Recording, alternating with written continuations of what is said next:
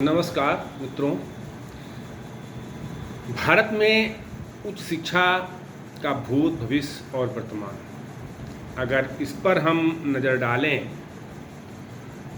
तो ऐतिहासिक परिप्रेक्ष्य में जब हम देखते हैं तो ये बात निकल कर सामने आती है कि शिक्षा भारत में कोई विदेशी पौधा नहीं है जिसे विदेशों से ला कर और यहाँ रोपा गया हो, बल्कि विश्व का कोई ऐसा देश नहीं जहाँ उत्पत्ति के समय से ही ज्ञान के प्रति इतना प्रेम हुआ। विश्व में, संपूर्ण विश्व की बात हो रही है कि संपूर्ण विश्व में कोई ऐसा देश नहीं है जहाँ उत्पत्ति के समय ही ज्ञान के प्रति इतना प्रेम हुआ हो, या जिसने इतना स्थायी और सशक्त प्रभाव डाला। वैदिक काल के भारत में शिक्षा का प्रारंभ उस आदिकाल से हुआ जब विश्व के अन्य देशों के निवासी जंगलों में नंगे घूमा करते थे और पशुवत जीवन व्यतीत करते थे। तब से लेकर के अगर हम देखें तो सामान्य कवियों से लेकर आज के बंगाली दार्शनिकों तक शिक्षकों एवं विद्वानों का एक अटूट श्रृंखला भारत में विद्यमान है। एक अटूट श्रृंखला भारत में मिलता है।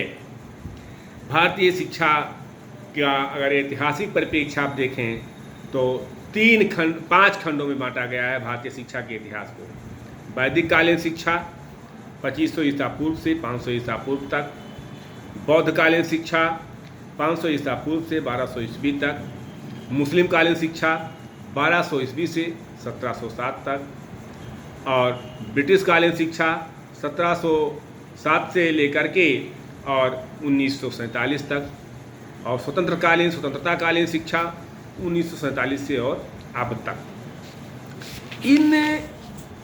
ये जो कालखंड हैं, इन कालखंडों में अगर हम देखें तो अनेक उतार चढ़ाव शिक्षा के क्षेत्र में मिल रहा है।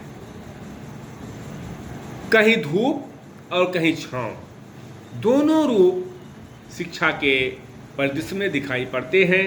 एक तरफ जहां हमारी विशेष उपलब्धियां हैं, जहां हम चांद पर पहुंचे हैं, जहां हम विश्व के प्रत्येक देश से कंधा मिला करके चलने में अपने आप को समर्थ बनाए हैं, जहां वो चाहे तकनीकी हो, चाहे विज्ञान हो, चाहे अर्थव्यवस्था हो, चाहे वो कृषि हो, हर क्षेत्र में कृषि, विज्ञान या जो है युद्ध प्रणाली, विमान बनाने में हर जगह भारत ने अपनी ज़बरदस्त उपस्थिति दर्ज की है या दर्ज कराई है।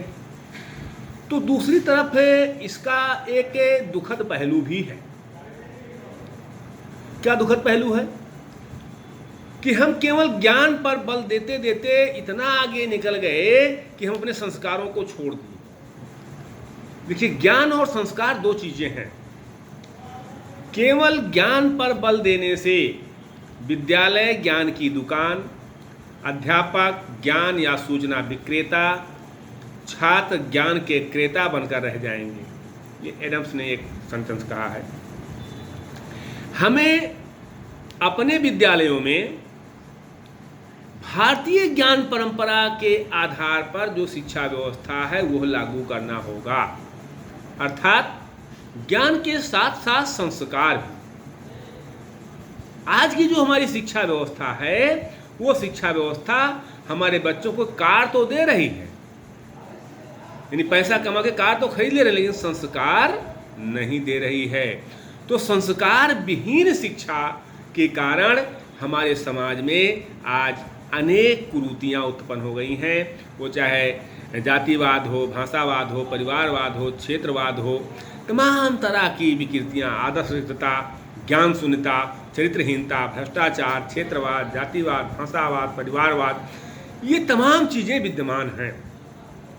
इनको दूर कौन करेगा? इनको अगर दूर करने की बात की जाए तो ये शिक्षा के द्वारा ही दूर की जा सकती है। जब बालक का कोमल मस्तिष्क होता है और उसको अध्यापकों के द्वारा पढ़ाया जाता है, विद्यालयों में सामूहिकता का भाव करके कहा गया है विद्यालय एक समाज का लघु रूप है। लेकिन आज इसलिए कि विद्यालय मर चुका है, अगर इस पर कहा जाए कि एक लेख लिखिए कि विद्यालय मर चुका है, तो मर चुकने का आशय क्या है? कि विद्यालय का जो वर्क है, विद्यालय का जो कार्य है, उन कार्यों को विद्यालय सही ढंग से संपादित नहीं कर रहा है। हम अध्यापक अपने कार्यों को छोड़ के बाकी सारे कार्यों में संलग्न रहते हैं। तो हमें इसको देखना होगा। हम अगर देखें तो स्वामी विवेकानंद ने बहुत पहले इस बात को कहा है कि जिस तरह से उन्होंने इसका विश्लेषण किया था कि विज्ञान और अध्यात्म को, विश्वास और तर्क को, ज्ञान और कर्म को सामंजस्यपूर्ण ढंग से संश्लेषित किया था उन्होंने, और उससे भारतीय ज्ञान परंपरा के वैभव की जानकारी मिलती है, उससे भारतीय ज्ञान परंपरा के विशेषता की जानकारी मिलती है, उसे ये पता चलता है कि भारतीय ज्ञान परंपरा कैसी थी। वह भारत के अतीत और वर्तमान के बीच एक सच्चे संयोजक थे। दोनों में सेतु का काम करते थे। हम उन महापुरुषों को पढ़ते नहीं हैं, हम उनके विचारों को देखते नहीं हैं। आज अध्यापक बनने के लिए जो बीएड की ट्रेनिंग हो रही है, उसमें लड़का क्लास नहीं जाना चाहता है, शर्त रखता है कि हम क्लास नहीं करेंगे। क्या है ये? कैसा अध्यापक बनेगा वो? क्या उससे अपेक्षा आप कीजिएगा कि वो समाज बदल देगा, वो आपके बच्चे को अच्छी शिक्षा दे देगा? टैगोर का एक वाक्य ध्यान में रखिए कि जो दीपक स्वयं नहीं जल रहा है, वो दूसरे दीपक को क्या जलाएगा। उन्होंने स्पष्ट रूप से कहा है कि a good education is not possible children unless good ideal govern the society. अच्छी शिक्षा बच्चों को तब तक नहीं दी जा सकती है जब तक अच्छे आदर्श समाज को शासित नहीं करते। तो यहाँ प्रश्न आता है कि पहले शिक्षा कि समाज? अच्छी शिक्षा से अच्छा समाज बनेगा कि अच्छे समाज से अच्छी शिक्षा व्यवस्था होगी? दोनों एक दूसरे के पूरक हैं।